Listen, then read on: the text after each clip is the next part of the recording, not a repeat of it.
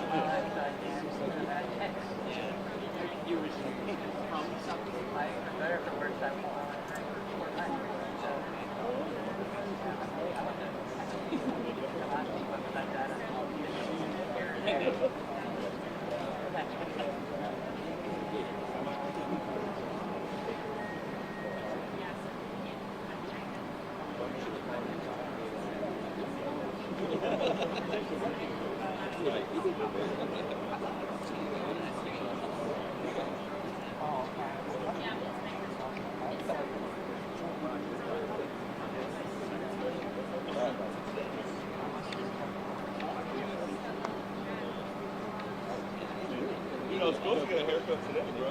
Yeah, I know.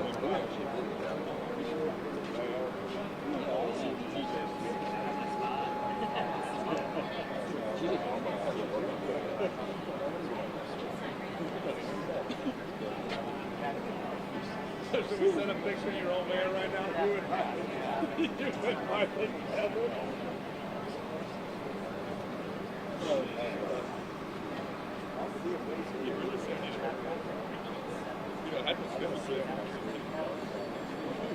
Yeah, we're leaving Saturday.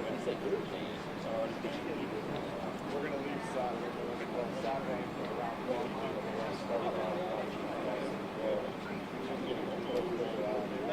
All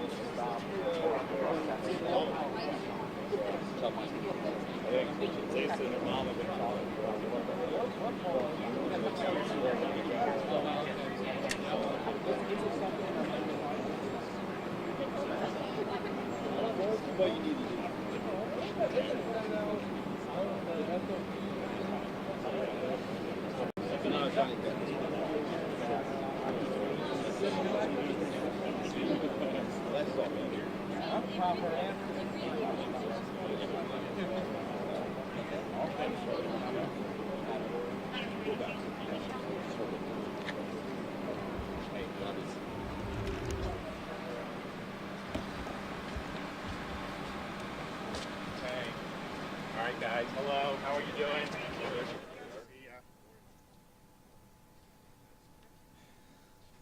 Well, hello. Good morning. We're really excited to be back on Sanibel Island.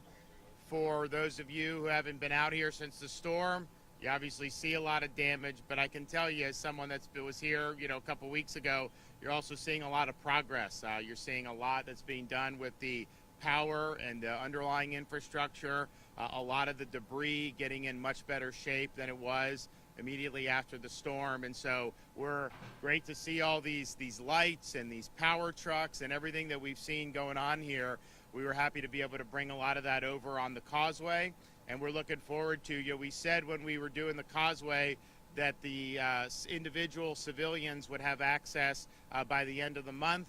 We now have a date that's even before that, and believe me, I'm pushing them to do it even earlier because we know how important that's going to be. But we were able to take a boat ride coming over here, seeing the progress that they've made on that causeway is really, really great. And it's just instrumental in bringing our islands like Pine Island, which we did first, and then Sanibel, bringing them back to life. And if you look at what we have in Pine Island, for example, they have basically restored power almost 100% at this point. There's some places that can't receive it because of damage. But if you had looked at how the damage on that island right after the storm, seeing that bridge washed away, and then to say less than 3 weeks later, you would not only have the bridge repaired, but you would have the power system restored, I don't think a lot of people would have taken that bet. So we appreciate everyone that's been involved in that. We're also glad to be here today with our fire rescue folks. I do have Dane Eagle, Secretary of DEO, with me, Kevin Barbeau, Sanibel Fire and Rescue District Chief, Captiva Island Fire Control District Chief Jeff Powell, and Upper Captiva Fire and Rescue District Chief Jason Martin. We also have our mayor. Where's the mayor at? Is she here? Okay, oh, good. We've been working hard, and so many other people that have really been working hard to deal with what's been a very difficult circumstance. It's obviously a very powerful storm. It did historic damage, but then when you're in a little island and it's not that easy to get to when you don't have that causeway operating, people have been very, they've used a lot of ingenuity. I see that you see these little makeshift ports that have developed. People are coming in, and really I think the effort has been fantastic. And that's the difference between getting an island that suffered a blow to bounce back to life, or maybe having an island just kind of toil away and never be the same. And so I think that quick attention has really been instrumental in what we've seen with the progress so far, but it'll even be more instrumental when we start looking out 6 months to a year from now, wondering, well, what would have happened had we not done some of the things that we've done in the beginning.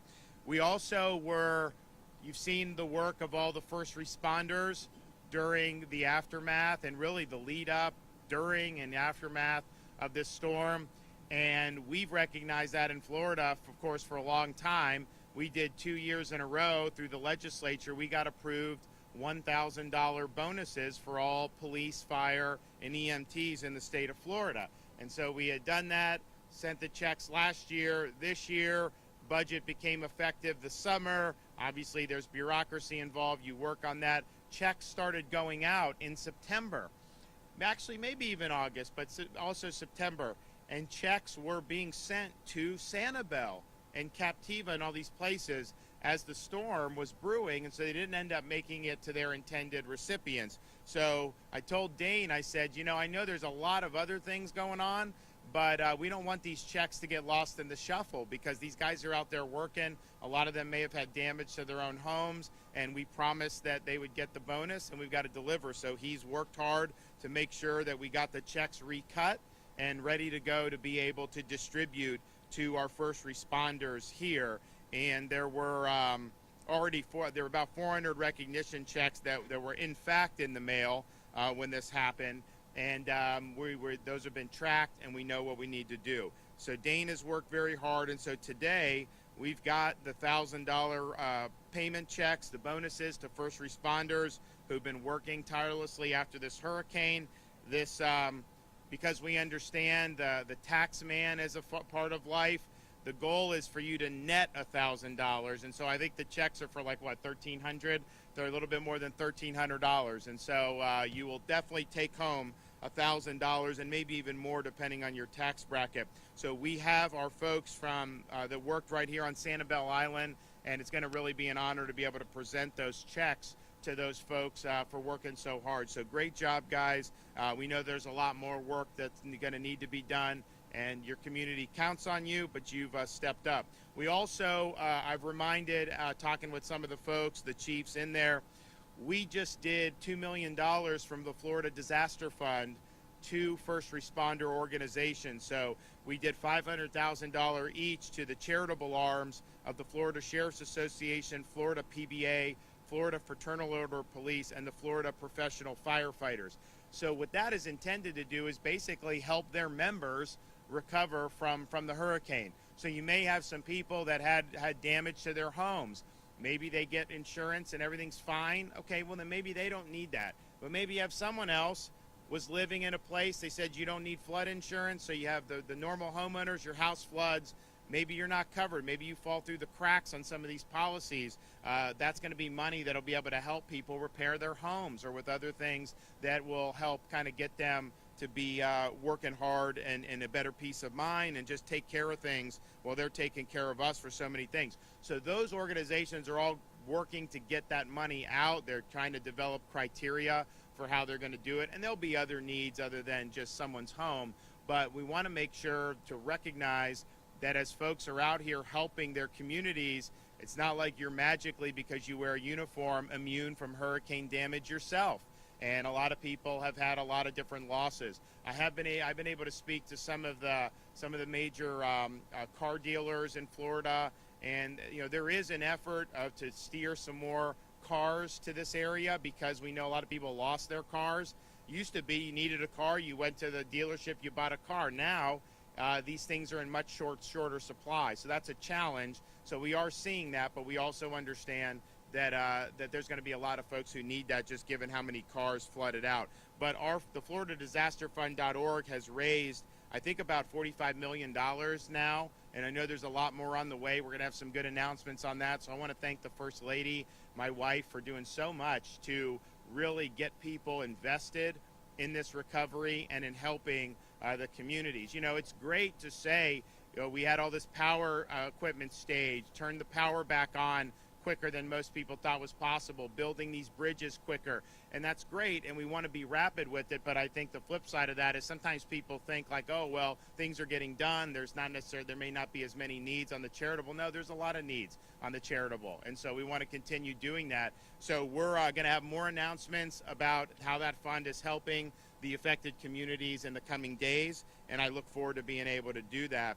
And actually, my wife was just at Harley Davidson in, I think in Jacksonville, and they are now selling a Florida Hurricane Relief t-shirt, Harley Davidson t-shirt, with all proceeds going to the Florida Disaster Fund. So we appreciate businesses stepping up and doing that. And that is FloridaDisasterFund.org, FloridaDisasterFund.org if you want to help. So Dane's going to come up here. We'll hear from the other folks here involved with fire rescue, and then we will hand out the big moolah to everybody. Okay. All right. I really just want to thank the governor for his leadership on this issue, amongst many others, during Hurricane Ian recovery, which we are all hands on deck and boots on the ground, making sure that that's happening. But as the governor mentioned, we announced the first responder bonus payments several weeks ago in Jacksonville, and here we have Hurricane Ian that just distorted where they were going. some lost in the mail. Obviously, FedEx couldn't get on the island, to any of these islands, so we're going to be the FedEx delivery today and hand these out, not only in person for the folks on the island fighting to make sure that we've got cleanup and recovery happening, but other pockets of Southwest Florida. So if you're missing your check, we're going to get it to your chief by week's end and make sure you have this money in your pocket to help with recovery. But the governor's been spot on when it comes to helping to make sure that we are focused on what's needed. Being a Southwest Floridian, seeing lights, power, water, bridges reopening in record time, it's amazing to see. Honored to be a part of that, but even more honored just to help serve those people, our first responders, our firefighters, primarily here today. We're fighting day in, day out to help make sure that we are getting up and recovered quicker than ever. And also mention the Hometown Heroes down payment for first home assistance that the governor announced several months ago as well. So any firefighters, teachers, nurses, veterans who need assistance buying a home, we're working with Florida Housing and Finance Corporation to help with your down payment assistance. Obviously, some people are going to be rebuilding their homes, but if you need a new one, come talk to us to make sure that we can help you with that. And thank you again for the governor for your leadership, and to everyone here today for all the work they're putting in for this community. Thank you. Okay. All right, Sanibel Fire Rescue District Chief Kevin Barbeau. Thank you, Governor. Thank you, members of this administration, everybody that could be here with us today. The timeliness of this relief check couldn't come at a better time. Sanibel Fire has done a pivotal role here on our island to make sure that we were involved in all aspects of search and rescue, all aspects of now restoring our island and welcoming people back to our community. Many of our team members pushed aside their own devastation of their own homes to ensure that we were covered. And we had staffing and we were taking care of this community. Our team is welcoming this first responder check from our great state of Florida, as it will lessen the burden of the financial impact that this has caused on their personal levels, whether that be on insurance deductibles or whatever may come with it. There was a lot of devastation, a lot of loss from our team. Sanibel Island guests and residents are blessed to have a fire district with a crew that has shown more love, compassion, resiliency, grit, and determination for our island than anyone can comprehend in what has happened over the last 3 weeks. Our team has worked endlessly and given all to forge ahead as we rebuild and grow our community together. Sanibel Fire and Rescue District is and always has been committed to our community. We are ready to serve and restore our island. Sanibel, we look forward to welcoming you home at the end of the week. Thank you.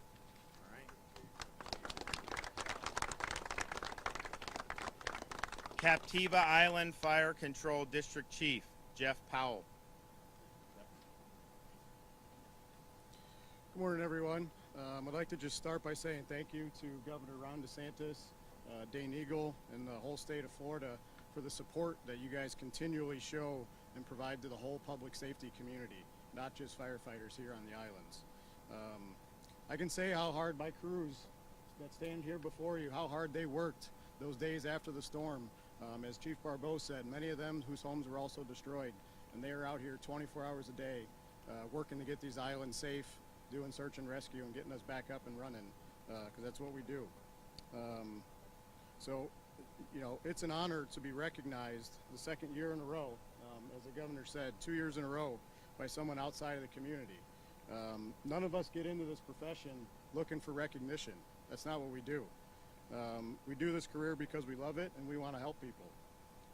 But at times like this, it feels really good to know that the state of Florida is standing next to us in everything that we do. Like myself, many of the firefighters standing here before you and their families were severely impacted by this hurricane. As we work tirelessly to rebuild our home and serve our communities, these $1,000 bonuses could not have come at a better time. So on behalf of the members of the Captiva Island Fire District and the community of Captiva, we sincerely want to say thank you to Governor DeSantis for always having the backs of first responders in Florida. Sure. Thank you. Okay, Upper Captiva Fire and Rescue District Chief Jason Martin. Thank you, Governor.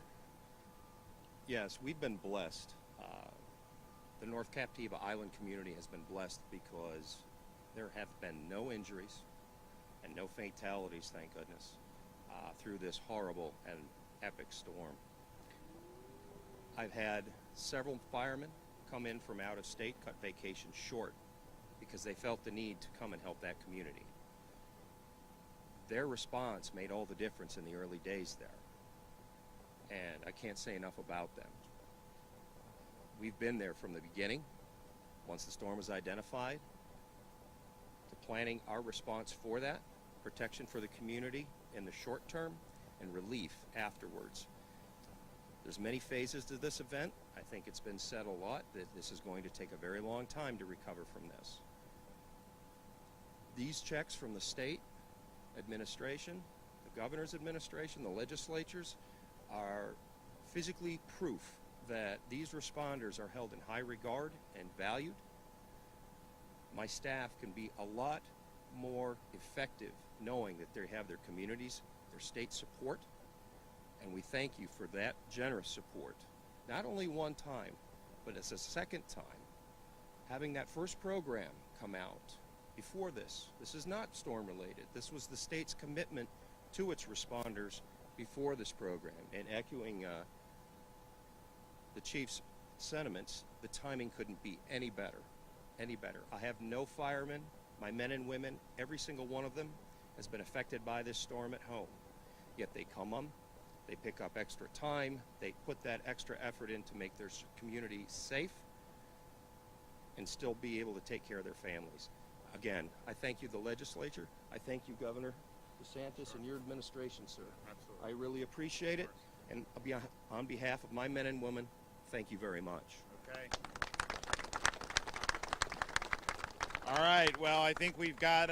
We can pass out some checks now. So, do you want to? Just going to read them off, and you guys want to come? Tell you what. Why don't you stand right there? You got it. Then you guys just come right in front of here, and I'll hand it to you. All right, we got Timothy Barrett. All right. Thank you so much. Thank you. Keep up the good work. Of course. Robert Bell. Thank you. Of course. Brian Clement. Thank you. Thank you. John DeMaria. Thanks, Mike. I appreciate it. Yep. Adam Felix. Thank you. Thank you. Michael Martin. Thank you, sir. Thank you. Arian Moore. Joseph Nygaard. Yes. Thank you. Thanks. John Reitenbach. Thank you. Yep. Richard Shelm. Thanks so much. Thanks for your Michael Tejeda. Thanks, buddy. Good to see you. Yeah. Thomas Tracy. Thank you, sir. Appreciate it. Todd Walter. Yeah, didn't really see it. Oh, we did? You want to take cognizance? Okay. Robert Wilkins. Edward Zarek. There you go. Of course. Thank you. Yeah. Chief Kevin Barbeau. There you go. Sir, okay. Jack Kavik. There you go. Yeah, thank you. Timothy Klein. Hey, thank you. Another turn. Kyle Correa. Thanks so much. Yeah, appreciate it. Of course. Brandon Ellen. Robert Falbo. Sean Kilgore. Jose Lozada. Aaron McKenzie. Daniel Middleton. Thanks, sir. Thank you. Aaron Morris. Chief Jeff Powell. Oh. John Trujillo. Thank you. Thank you, sir. Thanks so much. And Chief Jason Martin.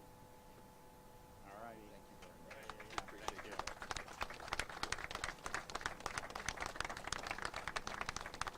So we're, looking around the island, as you're coming up on the boat like we did today, and having been here before and seen, a lot of the devastation, it's, not a great sight to see, but at the same time, you can tell that underneath all the trouble and underneath all the debris lies a really special piece of property. It's a beautiful piece of property. And it's going to be a place that is going to come back to life. It ain't going to necessarily happen tomorrow, next week, next month, but it's going to happen, and we're going to make sure we continue to have support.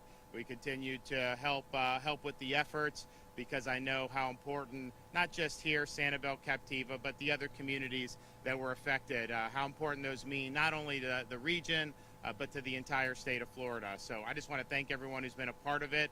We said that we would do the causeway for civilians by the end of the month. Then we were able to move that up, and I'm moving to have that sooner. So just stay tuned. You never know when we're going to be able to pull the trigger on that, but as soon as we can do it, you're going to have that. And I think if we were sitting here, it wasn't even 3 weeks ago, because the storm hit 3 weeks ago tomorrow, but if we were here the day after the storm, not even 3 weeks ago, and someone said, that 3 weeks later, you'd be having cars go back over that after seeing the destruction, I don't think a lot of people would have thought that was something that was likely. So we want to keep up that momentum, but I do want to thank everybody that's been working on that project, because reuniting Sanibel to the mainland is going to be a big deal. It's going to help the efforts. You saw how great it was to get those trucks on the temporary basis over here. You've seen such great things happen, and I appreciate everyone on the water, but you got to be able to do that. And so to have people come, work on their homes, help doing all that stuff, I think that's going to be really wonderful. So I'm looking forward to be able to welcome the general public back to the island very soon. Okay, any questions? Governor, that was going to be my first question. Are we going to meet that deadline? And it sounds like we definitely are. I think we will. Yes, I think we will. And I'm going to get an update when I leave here. But our view is, set an ambitious goal, but try to beat the goal. And that's what we've done on all these things. And I think that's what will happen here. Governor, this may sound trivial, but there are hundreds and hundreds of people reaching out to us from Comcast, from CenturyLink, some being told they're not going to get cable for a year. Your reaction to that, and so many people depend on that for a living. So the question was about people are having issues with internet, some of the Comcast. I was in Northport, but I talked to a fellow from Charlotte County, and he was talking about some of the problems that they've had. So here's, and Kevin Guthrie can give you more information, but basically what's happened is some of those fiber lines were severed as a result of the storm. They have repaired some of them, but with the debris removal and some of the other things going on, that is aggravating some of those fiber lines. And so they're working on it. I asked Kevin to give me a timeline, talk to all the companies involved, and then see if there's anything we can do at the state level, maybe clear the way. In the meantime, you have at these places, the Elon Musk Starlink is at a lot of these places. So if there's a pod, here we have it. The fact that most of the internet has been restored in other parts of the state, we have been able to collapse some of those devices. So I'm asking Kevin to look at if we want to deploy the Elon Musk devices on a community basis, like in different neighborhoods. What would that look like? How would we be able to do it? Because my sense is there's some parts that have just been out of internet. There's some parts that have it. Maybe it's a little more spotty than you like, but at least you have some connectivity. But there's still some neighborhoods that have not had Comcast reconnected yet. And look, that's just the way our lives are. It's it's not as important maybe as the power, but it's pretty close because so much stuff is tied onto that. So Kevin Guthrie is looking at ways that we can help facilitate that going forward. But I do think that there are underlying infrastructure issues with the fiber lines is why some of those areas haven't been connected yet. Governor, once people are able to get on the causeway and come back to their homes by road, what then? What's the next big phase for recovery? Well, Mayor, do you wanna chime in on kind of what you think the needs are for the island? Well, I think, first of all, thank you, Governor, and I can't say enough about the governor and all his staff and what he's done for this island and Southwest Florida, every place that's been impacted. To think 3 weeks later, as he said, that we are standing here today, we're going to have a causeway that's open. We want people to come across and be cautious. Our life is going to be different, but mainly we need to bring our community back. We need to get our families back here. We need to get them the help they need so we can get this community regrowing again. It's going to be a marathon, not a sprint, but every little piece. You talked about the internet. I mean, people work from their homes. So those are the next pieces, getting our power up, making sure it's safe for everybody to get back here and live and rejoin the community. And that includes our business community as well, because we need our business community for our residential community to thrive. So a lot of next steps. We're taking one day at a time, and can't thank the governor enough for all the work he's done to get us where we are a mere 3 weeks after one of the most major disasters that has hit our state. So thank you. Yeah, I mean, I think, look, it's, you know, we're actually getting into the time now where a lot of the snowbirds come back down.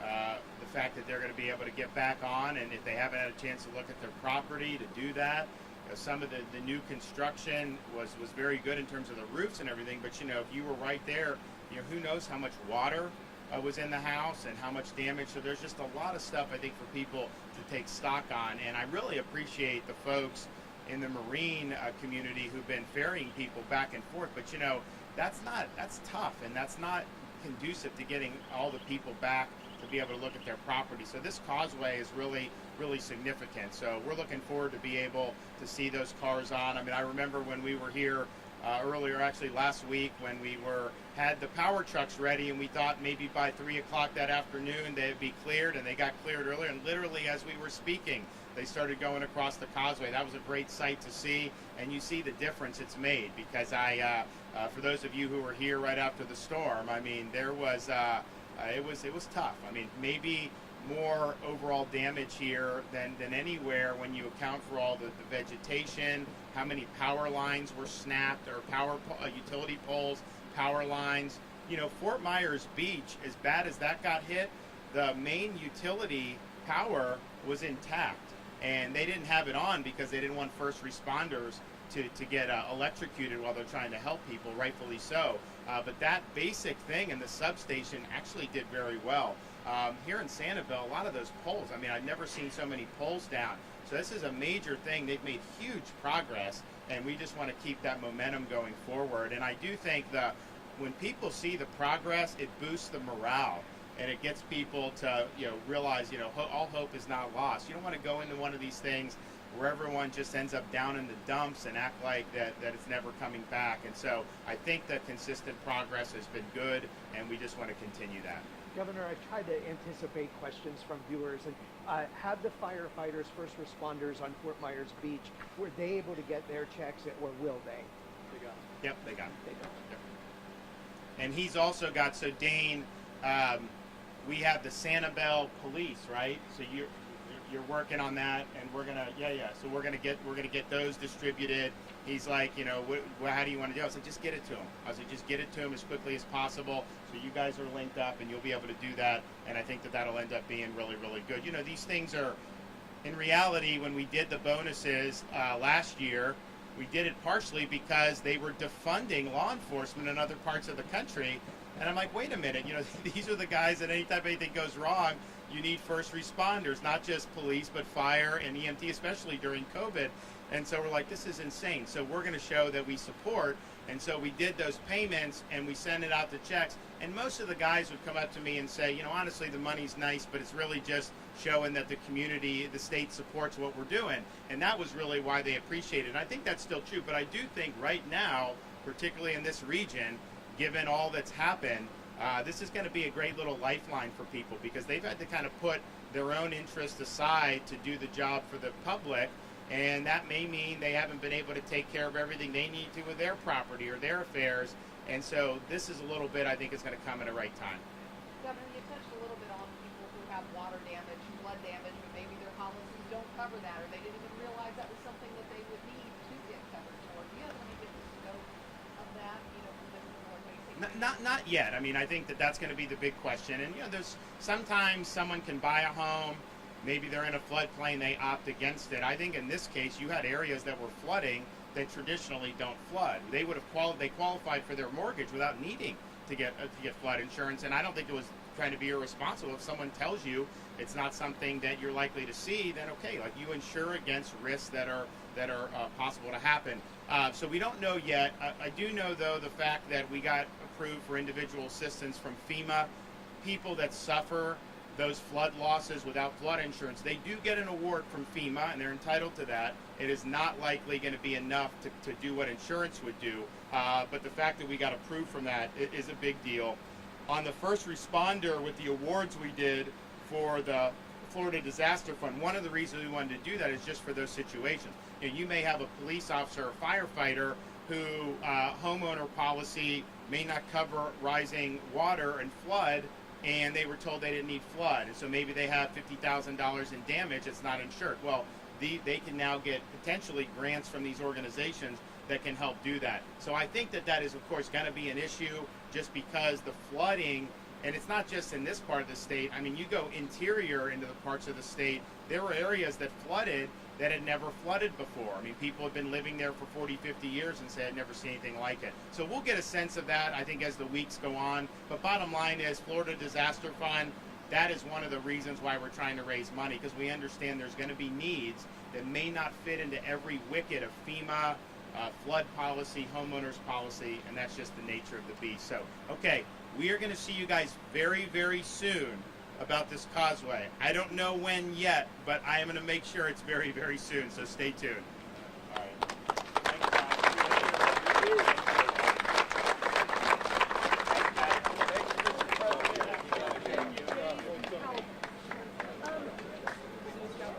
Calvin, Dave, because we're here, is there any interest in getting any B-roll? Yes, yes. Because we're actually, that would be awesome. If we could do that in like the next 15 minutes or so, is that enough? Okay. Can I grab a firefighter? Yeah, go for it. I'm not gonna stop you from there. If you guys want to, yeah, but if you could report this.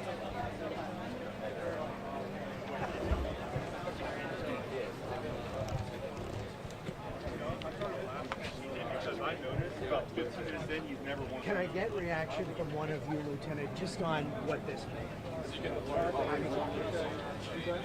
Are you referring to the chief? Yeah. Well, honestly, like the chief already said, getting any kind of assistance is nice. And I'm also with the Army National Guard, Florida Army National Guard. So regardless of what happens, when we get a hurricane or earthquakes or anything like that, but anything that we respond to, we have to leave our homes, and so it is nice to have some help. I was obviously not as bad as my fire district and the community here, but we definitely are. We live in Lee County, so most of people in Lee County don't get away with being impacted. Unfortunately. And it's Lieutenant. It is. Lieutenant. Oh, Klein. The first name. Timothy Klein. Timothy.